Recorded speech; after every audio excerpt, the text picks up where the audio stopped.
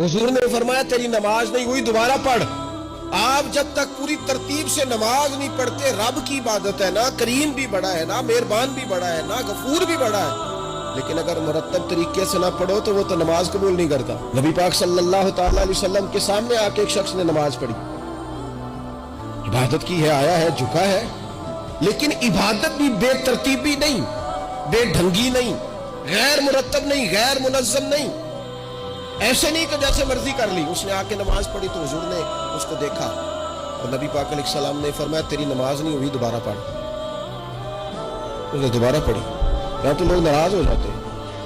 एक दफा तालिब इल्मी की बात है, मैं एक जगह नमाज के लिए वुजू कर रहा था तो एक साहब ने वुजू किया, बड़ी जल्दी में आए और जल्दी में वुजू किया तो उनका एक टखना खुश्क रह गया।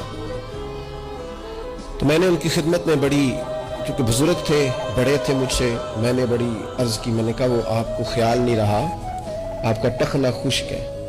कहते मौलवी वो लंघन ना दिया दे, मैं क्यों को लंघ ना जाए, तो सब कबूल करनी कि अल्लाह ने। मैंने उनसे कहा आप क्या काम करते हैं? कहने लगा मैं कपड़ा बेचता हूँ। तो मैंने कहा अगर आपका 1000 रुपए वाला गज कपड़ा हो तो कोई शख्स के कोई अर्ज नहीं, चल मेहरबानी कर 300 का दे देते हो?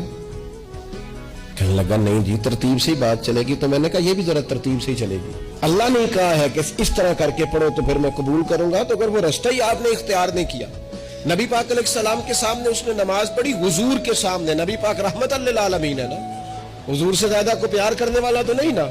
नबी पाक ने तो नहीं फरमाया चल मेरे सामने पढ़ी है, तेरी कबूल ही कबूल है। हुजूर ने फरमाया तेरी नमाज नहीं हुई, दोबारा पढ़। उसने दोबारा पढ़ी। हुजूर ने फरमाया तेरी नमाज नहीं हुई, दोबारा पढ़। उसने 12 पढ़ी, 3 दफा पढ़ी। फिर हुजूर की बारगाह में आया तो नबी पाक अलैहिस्सलाम ने फरमाया, हुजूर ने फरमाया तेरी नमाज नहीं हुई, दोबारा पढ़। आप जब तक पूरी तरतीब से नमाज नहीं पढ़ते, रब की इबादत है ना, करीम भी बड़ा है ना, मेहरबान भी बड़ा है ना, गफूर